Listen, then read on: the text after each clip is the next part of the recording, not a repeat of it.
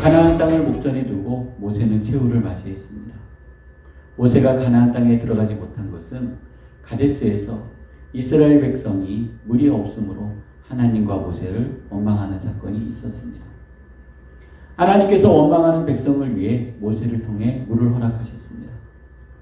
그러나 모세가 자신의 감정을 주체하지 못하고 분노하며 바위를 2번 치면서 내가 너희를 위해 물을 내랴 한 사건으로 하나님께서는 모세에게 어찌 나의 거룩함을 나타내지 않았느냐. 이로 인해 모세는 가나안 땅에 들어가지 못한다 하셨습니다. 이 일로 모세는 가나안을 목전에 두고 하나님의 부름을 받았습니다. 오늘 본문은요, 모세의 리더십으로 세워진 이스라엘을 인도할 여호수아에게 하시는 주의 말씀입니다. 모세의 사망과 함께 이스라엘 백성을 이끌고 가나안 땅을 정복해야 하는 여호수아의 마음은 어떠했을까요? 그의 마음은 무겁고 용기가 나지 않았을 것입니다. 모세의 리더십으로 출애굽부터 광야 40년까지 모든 신적 리더십을 가지고 있었던 모세를 이어 이스라엘 백성을 이끌어 간다는 것은 여호수아에게 그리 넉넉한 일만은 아니었습니다. 지금 우리가 현재의 시점에서 모든 결과물을 놓고 여호수아를 보니 그에게는 그만한 리더십이 있고 그만한 일을 할 만한 사람이다라는 결론을 내릴 수 있지만 그 인생을 살아야 하는 여호수아의 입장은 우리가 상상할 수 없을 만큼 힘들고 어려웠을 것입니다. 모세는 이스라엘 백성으로 태어났지만 바로의 궁전에서 공주의 양자처럼 애굽의 왕의 교육을 받고 성장했습니다. 40년 동안 왕궁에서 모세는 왕궁의 교육을 받았으니 오늘 우리 시대로 이야기하며 대한민국에서 제일 좋은 학벌을 가진 사람일 것입니다. 모세는 이스라엘 백성을 구한 사건으로 광야로 도망을 쳤고 40년을 광야 생활을 했습니다. 그의 나이 80에 하나님의 부르심을 받고 바로 앞에 당당히 서서 이스라엘 백성을 출애굽시켰습니다. 그 가운데 하나님께서는요, 항상 모세와 함께 하셨습니다. 나일강이 피로 변했고 개구리로 들끓게 하였으며 땅의 먼지가 이로 변했고 애굽 전역에 파리떼로 가득했으며 역병이 돌아 가축이 모조리 죽어버렸고 부스럼이 퍼졌으며 큰 우박이 내렸습니다.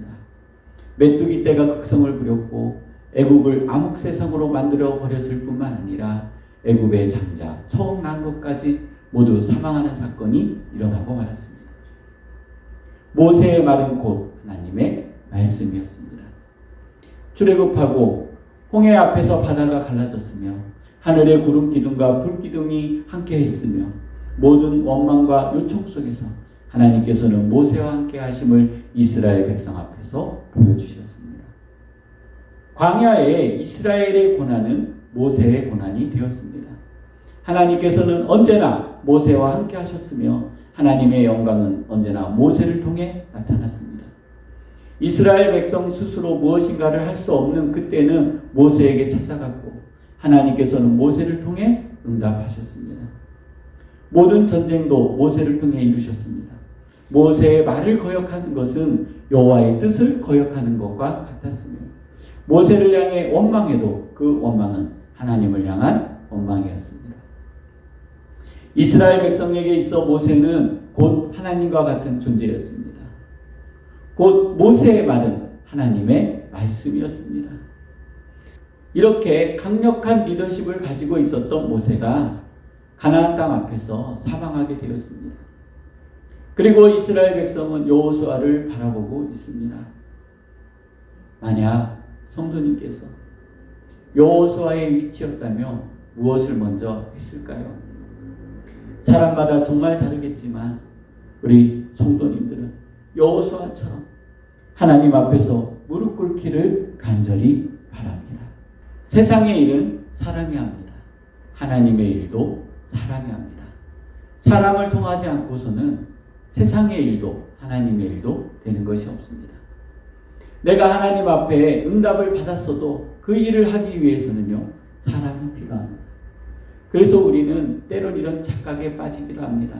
내가 모든 일을 다 했어. 내가 모든 일을 다 했어. 내가 모든 일을 다 했어. 하나님께서는 바라보고만 계셨다고 말입니다. 그러나 성도님, 그 일을 하는 사람의 마음을 움직이신 분이 바로 하나님이심을 기억하시기 바랍니다. 여호수아는 하나님 앞에 간청하였을 것입니다. 간청받은 하나님께서 눈의 아들 여호수아에게 찾아오셨습니다. 너는 두려워하지 말라. 내가 요단을 건너 내가 밟는 모든 땅은 이스라엘의 땅이 되리라. 내 평생에 너를 능히 대적할 자가 없으리라. 그리고 내가 모세와 함께하였던 것처럼 오늘 내가 너와 함께하리라. 강하고 담대하라. 너는 내가 그들의 조상에게 맹세하여 그들에게 주리라 한 땅을 이 백성에게 차지하게 하리라 하셨고, 하나님께서는 여호수아에게 오직 강하고 담대하라 하셨습니다. 그리고 너는 율법책을 주야로 묵상하라. 그 안에 기록된 대로 다 지켜 행하라 하셨습니다. 성도님, 하나님의 말씀을 오늘 실천할 수 없다고요? 그리고 바쁘시다고요? 아닙니다. 모세도 여호수아도 광야에서 가나안 땅에서 이스라엘 백성을 돌보기에 바빴습니다. 그들도 자신의 지식이 있었고 생각이 있었습니다. 그러나 이스라엘 백성을 가나안 땅으로 인도한 위대한 여정을 마칠 수 있었던 것은 그들의 지식과 경험과 생각이 아니라 그들이 바로 하나님의 사람이었기 때문입니다. 그들도 자신의 지식이 있었고 생각이 있었습니다. 그러나 이스라엘 백성을 가나안 땅으로 인도한 위대한 여정을 마칠 수 있었던 것은 바로 그들이 하나님의 사람이었기 때문입니다. 오늘 하나님께서는 성도님이 하나님의 사람으로 서기를 원하십니다. 모세와 여호수아가 이스라엘 백성을 가나안 땅으로 인도하여 드림으로 하나님의 위대한 사역을 감당하였던 것처럼 오늘 성도님께 하나님의 위대한 사역을 맡기셨습니다. 하나님의 사람은 하나님이 함께 하십니다. 하나님의 사람은 하나님의 말씀을 묵상합니다. 하나님의 사람은 하나님 앞에 겸손하여 무릎을 꿇어 하나님의 도움을 간청합니다. 하나님께서는 하나님의 사람들에게 모세와 여호수아에게 말씀하셨던 것처럼 오늘 나에게 말씀하십니다.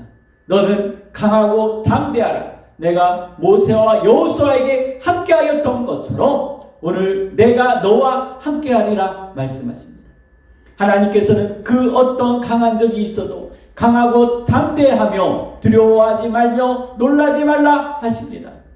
오늘 성도님이 어디에 있든지 하나님께서 함께 하신다 하셨습니다. 기도하시겠습니다.